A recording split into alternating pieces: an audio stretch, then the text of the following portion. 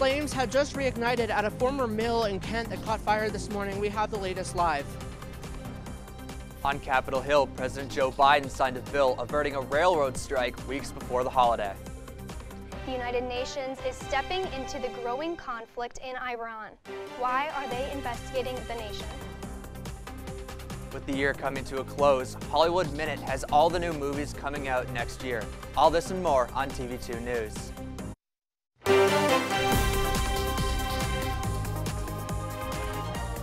This is TV2 News.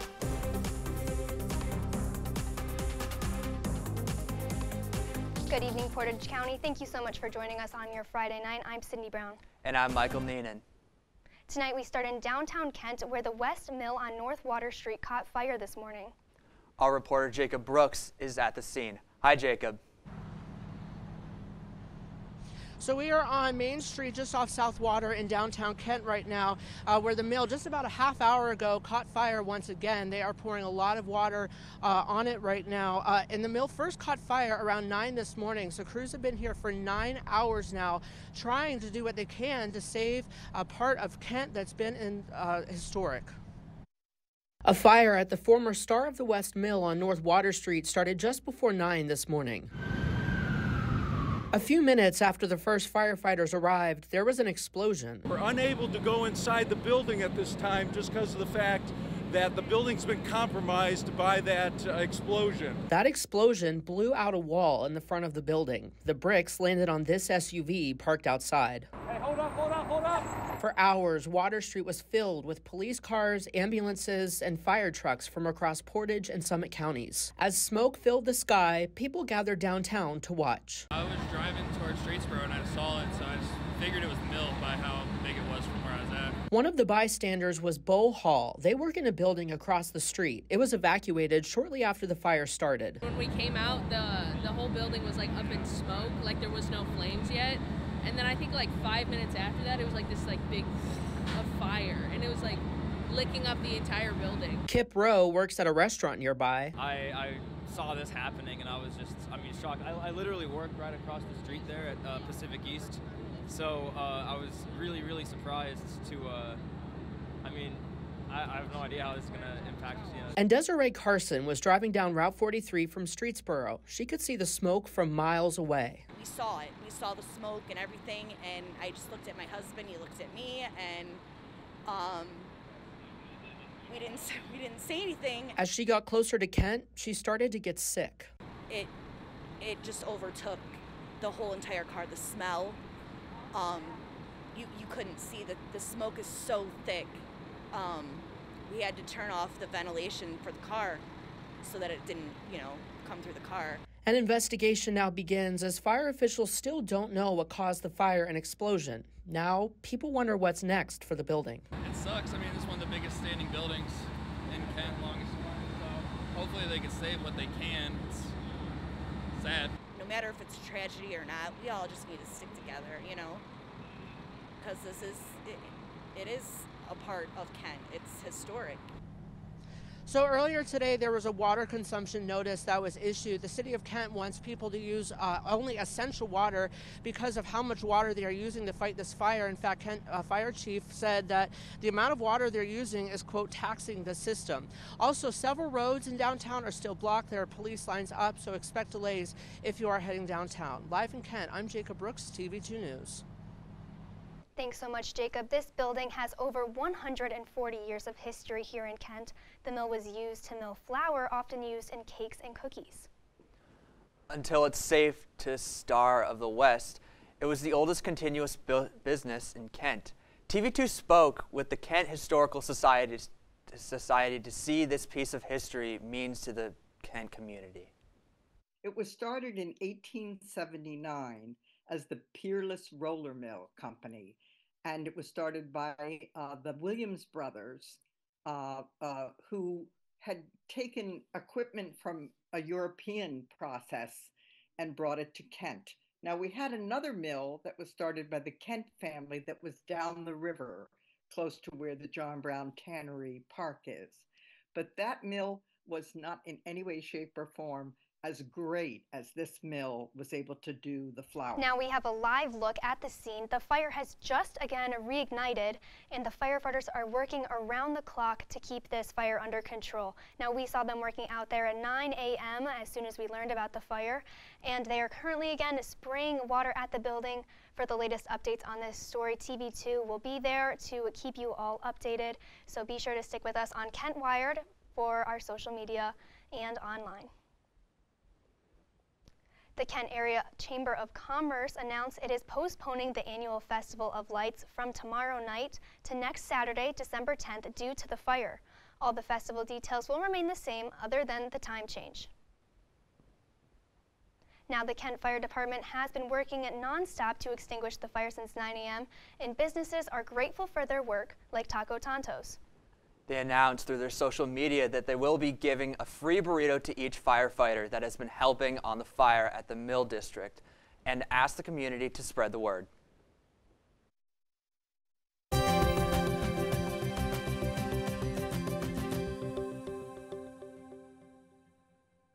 Hello, all Portage County and Northeast Ohio.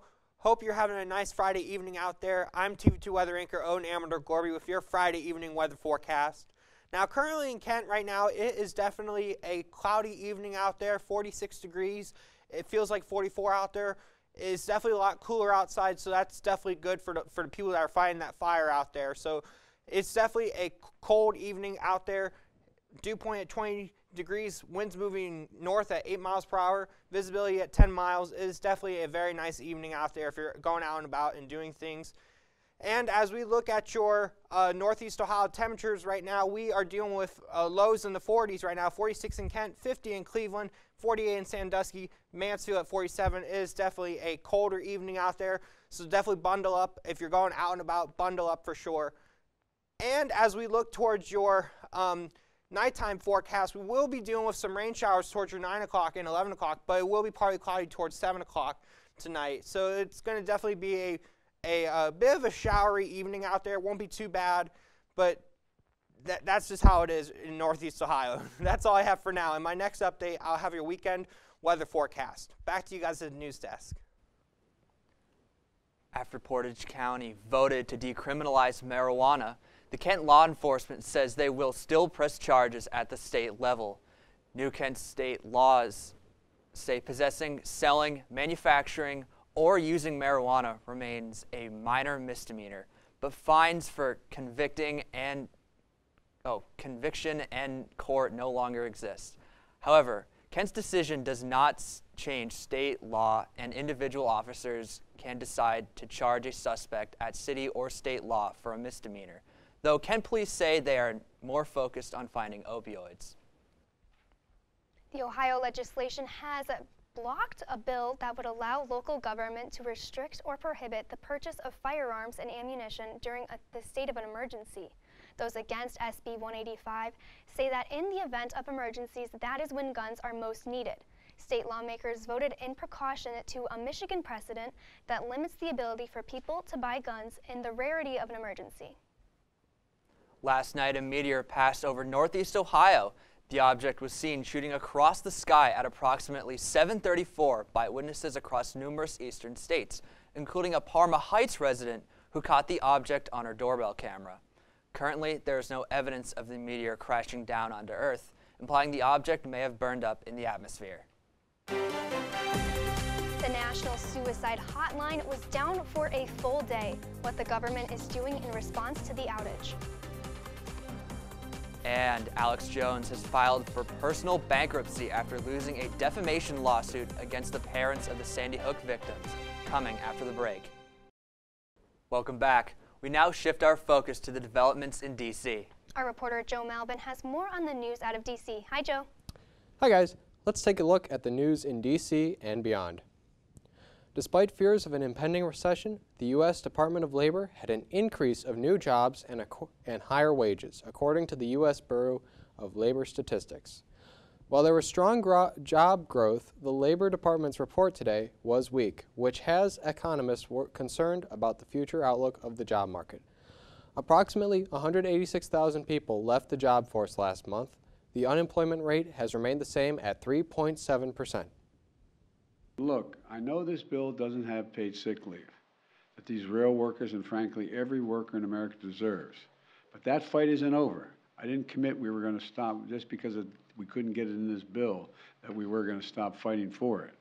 I've supported paid sick leave for a long time. I'm going to continue that fight till we succeed.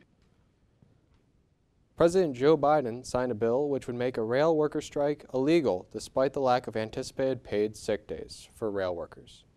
Union workers threatened to go on strike after negotiations for a new deal stalled back in September. In signing the bill, Biden hopes to avoid an economic disaster. A railroad strike would cost the U.S. economy approximately $2 billion a day. And today is the last day for early voting in Georgia for the runoff race between Herschel Walker and Raphael Warnock. Georgians will vote in person Tuesday to decide who will fill the last open Senate seat. According to the most recent poll on CNN, Warnock holds a narrow edge over Walker. This runoff will determine whether or not the Democrats will have a comfortable Senate majority. That's all I have for you today on what's going on in D.C. and beyond. For TV2 News, I'm Joe Malbin. America's suicide hotline is back up and running after a full-day outage. The service 988 Suicide and Crisis Lifeline has been running since July. It is staffed with mental health counselors around the country that's designed to be as easy to remember as the emergency line 911. The line receives roughly 8,000 phone calls a day from those seeking mental health help. The outage is being investigated by the federal government's FFCC. Reports say that hate speech on Twitter has grown dramatically following Elon Musk's purchase of the company, with the Anti-Defamation League claiming the state of the website a troubling situation and will likely get worse. Despite this, Elon Musk has called these claims, quote, utterly false and put out a tweet this afternoon claiming impressions of hate speech have declined. InfoWars broadcaster Alex Jones has filed for bankruptcy. At a Texas court this morning, Jones estimated his assets are between $1 and $10 million, and his liabilities are between $1 and $10 billion. Earlier this year, Jones was ordered to pay nearly $50 billion in damages to people impacted by his false claims about the Sandy Hook elementary shooting, where 26 people were killed. Jones repeated that the incident was staged and that the families and first responders were crisis actors.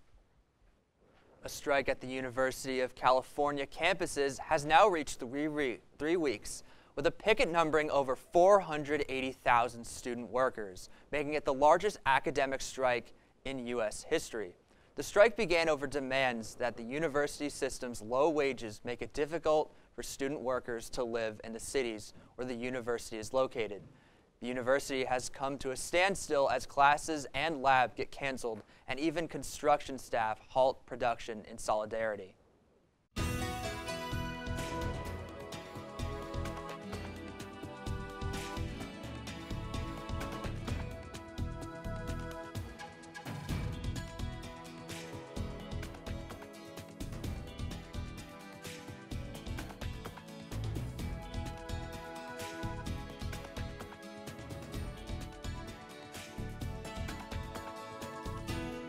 In Mauna Loa, Hawaii, lava is flowing from the world's largest active volcano.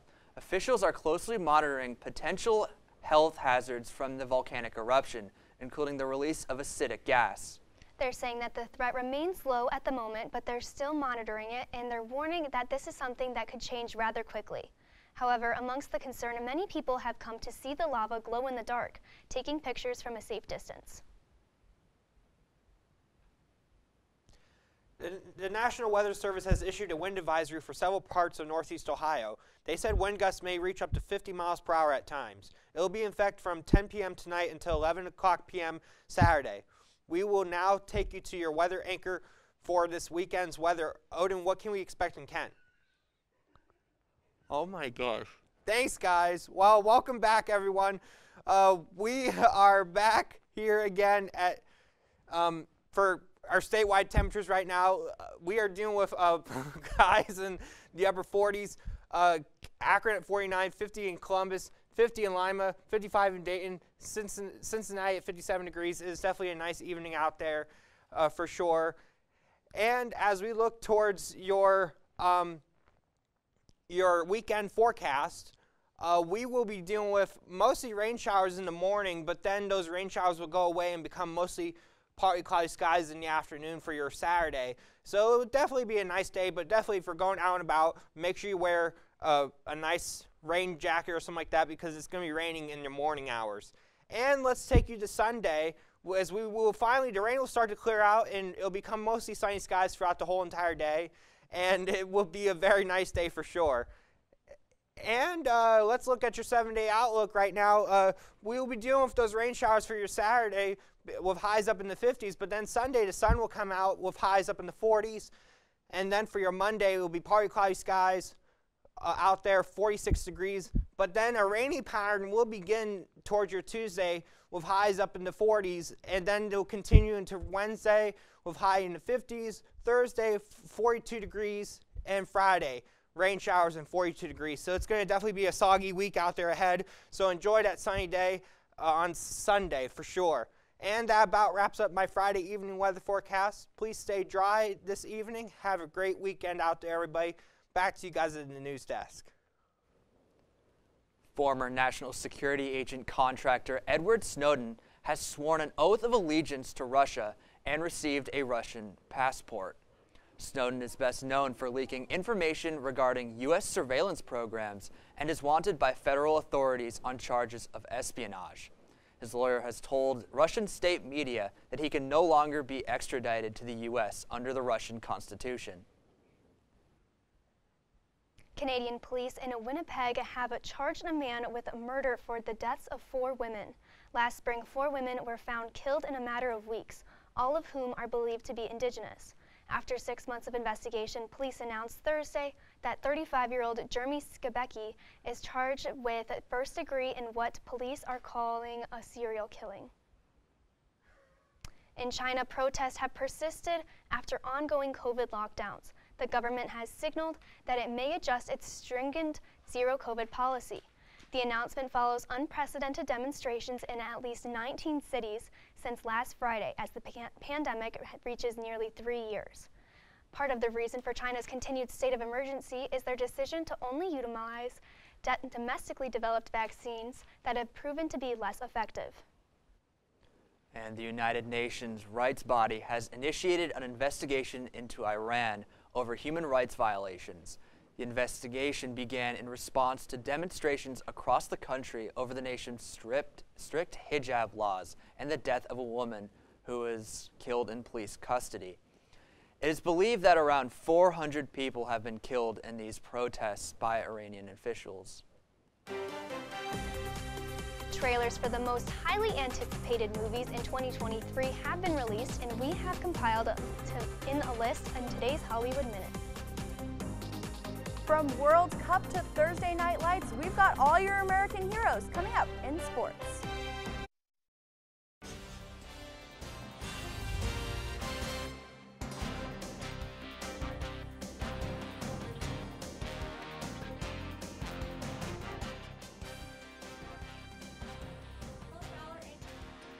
We have a big weekend coming up in sports, so we will get right to it. And tomorrow, it's a battle of the red, white, and blue teams as the U.S. men's national team faces off against the Netherlands at 10 a.m. Those teams are out for revenge after failure to qualify for the 2018 World Cup. Health is crucial for the U.S. as Captain America Christian Pulisic has been cleared to play after suffering that pelvic contusion to get that game winner over Iran. The team will seek to appear in their first quarterfinal appearance since 2002, and we are excited to watch them. And from one All-American team to another, we have the Bills in town visiting the Patriots. Josh Allen, he's getting ready to go. Here we go. Bills score first, but it won't matter as the Bills defense can't keep up with the Joneses. Marcus Jones, that is, he has some wheels, and he will give the Patriots the lead with this run down the sideline. And guess what? Bills time now. It's in the red zone now. Here comes 1-7, Josh Allen. He slow fakes the handoff, but he'll hold on to it, and he will find Stephon Diggs in the corner of that end zone for the score. Guess what? Bills are in the red zone again. Josh Allen, he will make you think he's going to run it out, go down, but he won't. It's Josh Allen. He's better than that. Funky toss here. He'll find Gabe Davis, and it doesn't matter if it's pretty or not because the Bills are up 17-7. How about one more just for good measure? Devin Singletary agrees. He will take this one and run it straight up the middle for the lead.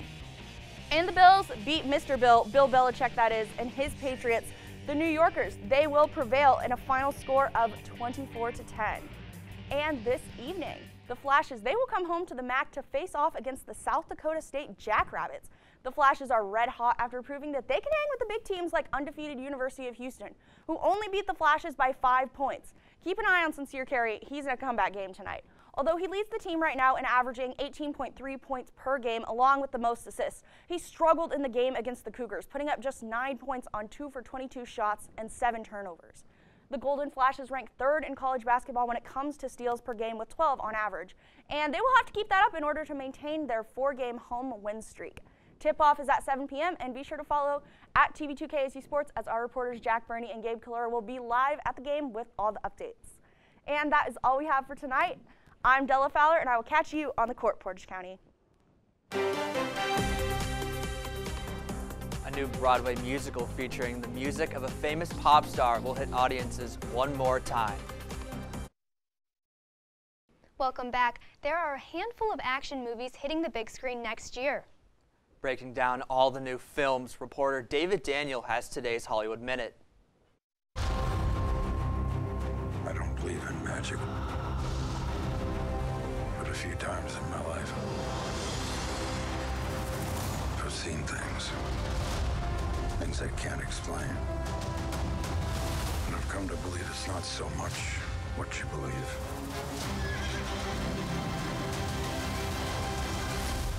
It's how hard you believe it. Harrison Ford is back in Indiana Jones and the Dial of Destiny, the 5th movie in the series and the first not directed by Steven Spielberg. James Mangold takes the reins as Indiana Jones and the Dial of Destiny heads for theaters June 30th. The galaxy still needs its guardians. Hello, we come in peace.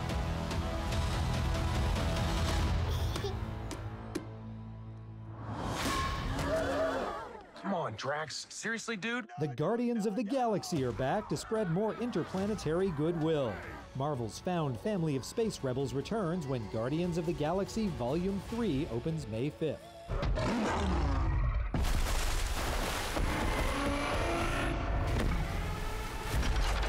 Stand down. I'm not the one to fear, Prime. There is a darkness coming. A new breed of Transformer, the Maximals, joins the ongoing battle between Autobots and Decepticons when Transformers Rise of the Beasts arrives in theaters June 9th. In Hollywood, I'm David Daniel. A Broadway musical inspired by the works of pop singer Britney Spears is set to hit the stage this summer. The show Once Upon One More Time will put a feminist twist on classic fairy tales. The soundtrack will include several of Spears' songs like Circus and Oops, I Did It Again. Casting has yet to be announced. A wild new movie trailer dropped depicting a bear ingesting cocaine and going on a killing spree based off the events where a bear did ingest a lethal amount of cocaine, where the drugs were dropped by a drug smuggler after he jumped out of a plane. The film is titled Cocaine Bear and will be released this February. Are you going to go see Cocaine Bear? I can't imagine I wouldn't. I mean, that story just sounds way too good to be true, but I mean, yeah. I can't believe it actually is true, apparently. I love a good Truby film, but like this one just takes it to a different level. And it's like a thriller, obviously, which isn't typically my thing, but I think I have to go. Yeah, I mean, it basically markets itself. I mean, that's incredible. You're right. I mean, I need to go see this. You know what? Are you going to go see any of those other films that were coming out? Nah, I want to go see the Cocaine Bear. Okay, you're right. You're totally right. But are you a musical theater fan? Because the Britney Spears musical is totally up my alley. No, but I am a Cocaine Bear fan. You are persistent, if one thing. So I'm super excited for you about that one. Yeah, and that wraps up our Friday night newscast. Be sure to stay up to date on all the stories and more at KentWired.com. Don't forget to follow our socials at Kent Wired and make sure to stay tuned for the Dolly Hoppers on Kent Core right here at 9. I've been Michael Neenan. And I'm Sydney Brown. Have a great night, Portage County.